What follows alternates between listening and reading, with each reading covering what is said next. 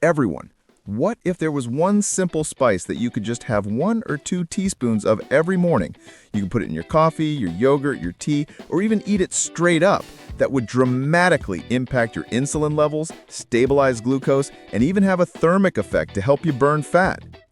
Yes, we're talking about cinnamon. Cinnamon, Dr. Thorne? That common spice in my kitchen cabinet?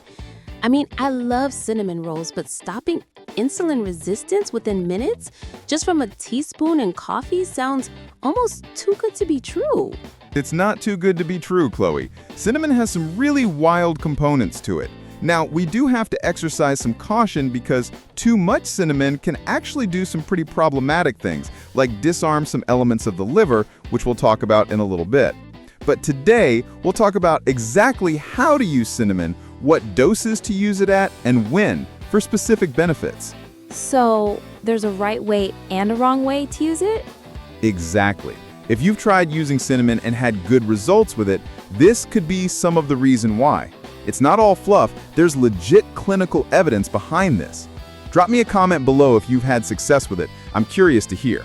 Also, what's your favorite brand of cinnamon? Because you don't want to use just any cinnamon. You want to make sure you use Ceylon cinnamon because it's higher quality. We'll talk about that too. And don't forget to subscribe. New videos every day. The first thing that literally just a half a teaspoon to 1.5 teaspoons can do is significantly mimic insulin and impact your fasting blood sugar. High blood sugar in the morning before you eat is like a hallmark characteristic of prediabetes, insulin resistance, or inching your way towards insulin resistance. And that's often when cortisol spikes too, right? Making things worse? Precisely. What happens is you have a surge of blood glucose that aligns with cortisol. If you are insulin resistant first thing in the morning, that glucose is going to go higher. There's also something called the dawn phenomenon. When you get up in the morning, your glucose is high around 3 or 4 a.m. because your body starts to dump more glucose without you even eating. So you wake up with high blood sugar even on an empty stomach. That's frustrating. This is the reason why. There was a 2024 meta-analysis, meaning they looked at a lot of different studies published in phytotherapy research. They looked at 24 different trials and found, bar none, cinnamon had significant effects on insulin and glucose. The reason it had effects on insulin is that it acted as a mimetic, meaning it mimicked insulin within the body. So it's like a natural insulin impersonator, helping your cells absorb glucose. Exactly. There's a compound in it called MHPC. This also decreases gluconeogenesis, so it decreases the amount of glucose that the liver actually produces. This means it's having a big impact on your glucose levels in a fasted state. So what's the recommended dose and timing for this fasted state benefit? For this effect in a fasted state, you want to do just a half a teaspoon all the way up to 1.5 teaspoons of Ceylon cinnamon. This one you don't even have to have in your coffee. You can put this in water and still get this effect. This is more of a long-term thing, but you want to do it in a fasted state because you want it to kind of teach the body that you have this insulin mimetic helping stabilize glucose in the morning. We've covered cinnamon's impact on fasting blood sugar. The next thing is its effect on your post-meal glucose and your appetite. This works by a different mechanism. So not just mimicking insulin, but also impacting how quickly food moves through us? Exactly. There was a study published in the American Journal of Clinical Nutrition that took it a step further. They found that when subjects were consuming slightly higher amounts of cinnamon, we're talking more like 3 all the way up to 6 teaspoons, it had a gastric emptying effect. This is really cool. It almost has an impact similar to Ozempic in that way. Ozempic-like effects from cinnamon? That's a huge claim. It's not a GLP-1 receptor agonist like Ozempic is, but it has this impact on gastric emptying, which delays the glucose spike. Now again, you don't want to take too much. There's a compound in cinnamon called Coumarin. This can affect how the liver metabolizes things, and if you have too much cinnamon all the time, there is almost a toxicity that can occur. So I wouldn't really recommend going up to 6 teaspoons, but I think that 3 teaspoons mixed into some food, like oatmeal or yogurt, would be decent. It will delay that gastric emptying and definitely delay the absorption of carbohydrates. So if you're having carbs with breakfast, this could be a really good thing for blunting that spike. Another application is maybe after a fast.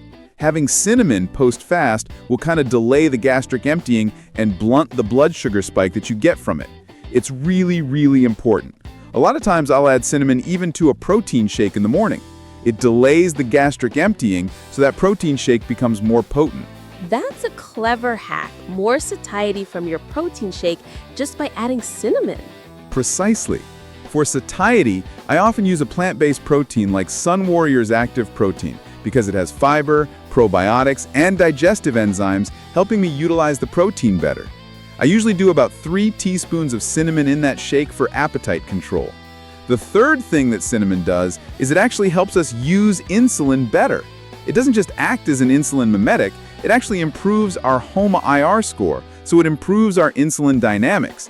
We actually use insulin more efficiently. So it's not just a mimic, it's improving our body's own insulin sensitivity.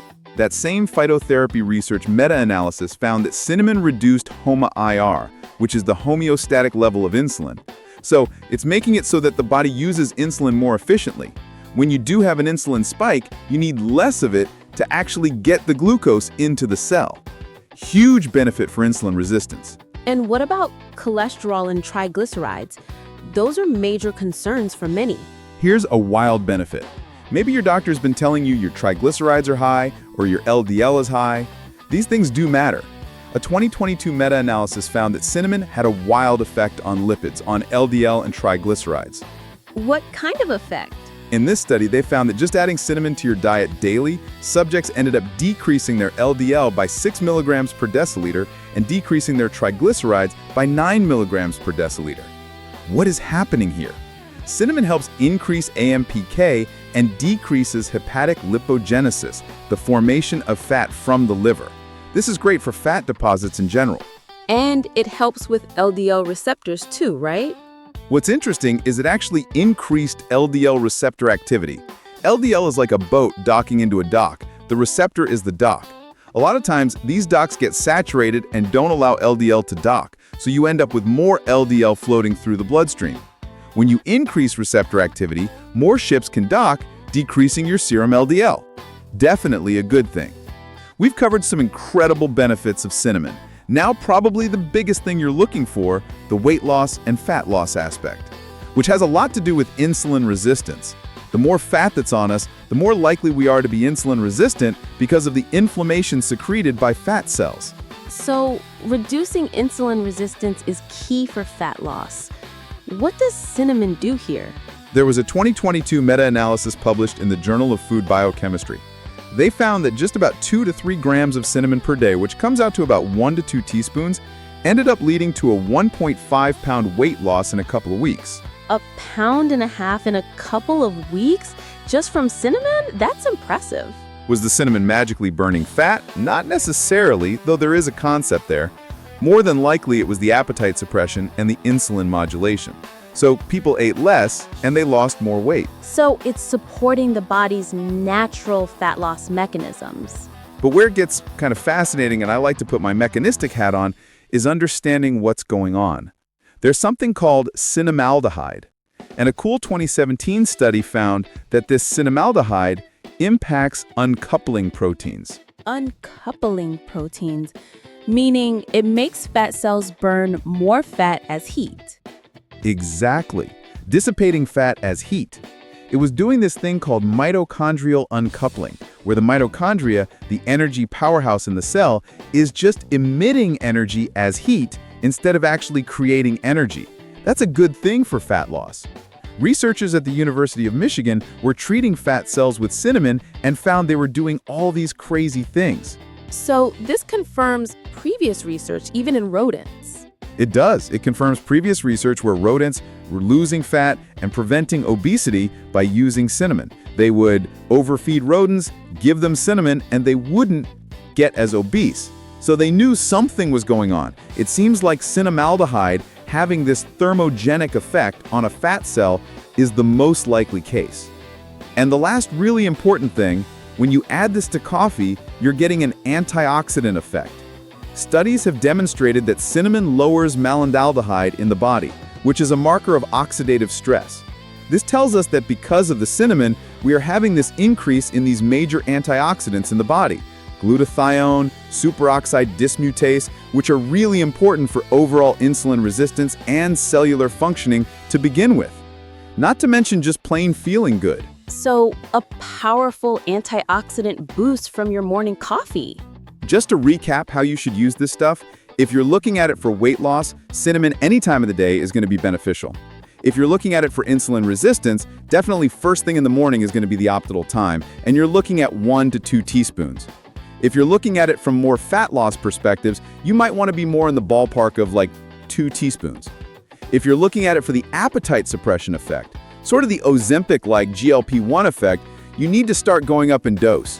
You'd want to have it with your meals, maybe 3 to 4 teaspoons along with yogurt or sprinkled on your food or protein shake. And the crucial warning about Ceylon cinnamon, Dr. Thorne? Exercise caution, and please only use Ceylon cinnamon. Some other cinnamons out there are going to be higher in that coumarin content, and they're almost knockoff cinnamons. They're not real cinnamon like Ceylon cinnamon is. It's really important. This has been incredibly insightful, Dr. Thorne.